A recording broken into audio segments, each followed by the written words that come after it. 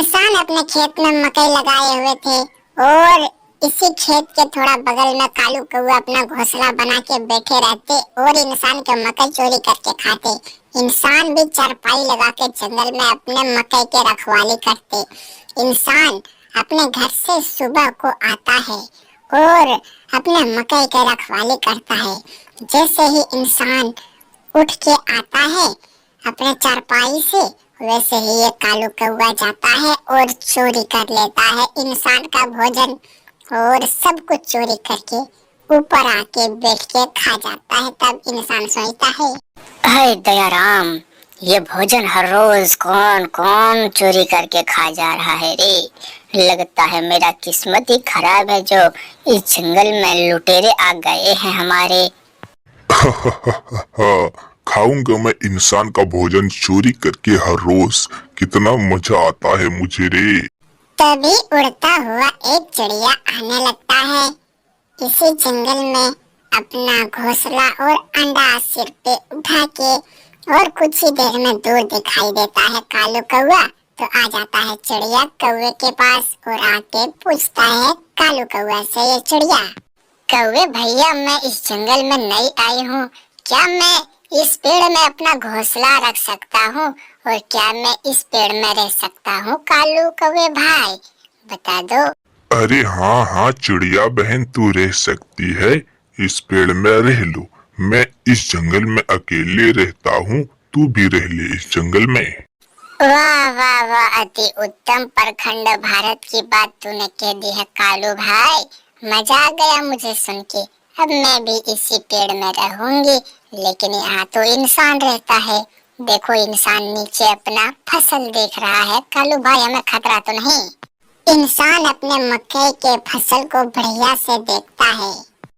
अब तो मेरा मकई का ये फसल तैयार हो गया है बिल्कुल। अब मैं इसे 2 दिन में काट के अपने घर ले जाऊंगा।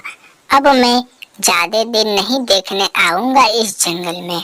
बहुत खतरा है इस जंगल में, भूखा भी रहना पड़ता है 1-2 दिन तक। मैं अब नहीं रहूंगा इस जंगल में। इंसान अपना फसल देख के और जाने लगता है अपने टेंट में बैठने।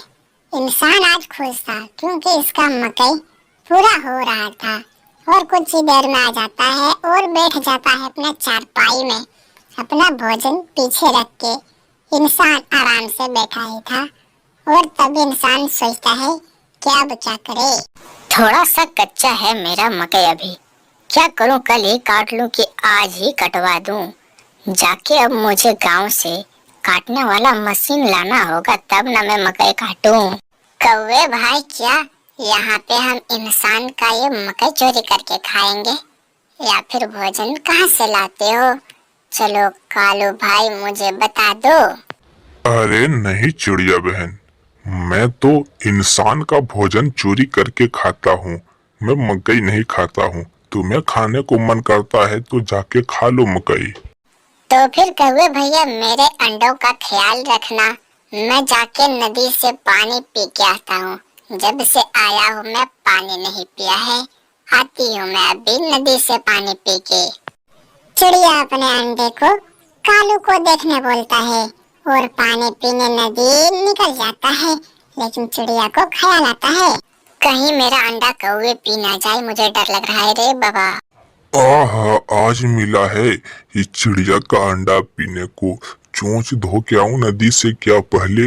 नहीं नहीं चिड़िया जाएगा, मुझे अभी ही पीना है। अरे ओ कौवे, काले कौवे, चल भाग वहाँ से, मेरा अंडा तू पीने खोज रहा है, चलो भागो। अरे नहीं चिड़िया बहन, मैं तुम्हारे अंडे से बातें कर रहा हूँ, मैं कहाँ तुम्हारे अंडे पीने वाला हूँ। मुझे ये अंडा पी के क्या फायदा मिलेगा? हाँ हाँ, मैं बात ही कर रहा था तुम्हारे अंडे से। अरे ओ काले कौवे, मैंने तुम पे भरोसा किया था कि ये अंडे का रखवाली करना, लेकिन तू तो गद्दार निकला। तू मेरा अंडा पीने ही वाला था कि मैं आ गया। अब मैं इस जंगल में नहीं रहूंगी कौवे, मैं जा रहा हूँ इस जंगल से। हट कौवे कहीं के। हाँ जाओ ना, तो कौन रखा है तुम्हें यहाँ? मैंने तुम्हें इसीलिए इस जंगल में रखा था कि मैं तुम्हारा अंडा पी सकूं। सच में मैं तुम्हारा अंडा पीने ही वाला था कि तू आ गया, इसीलिए बच गया चिड़िया। दुष्ट कौवे, तू कभी ना सुधरेगा। तू तो एक नंबर के काले कौवे है। तू तो चोर कौवा है, चोर। मैं इस जंगल से जा रही हूँ कौवे कहीं के। अब मैं कभी ना आऊंगी इस जंगल में। रानू चिड़िया फिर से अपना घोंसला और अंडा सिर पे उठाता है और जाने लगता है। चिड़िया का अंडा बच जाती है क्योंकि समय पे आ गया, वरना काले कौवे तो रानू चिड़िया का अंडा पी ही जाता आज।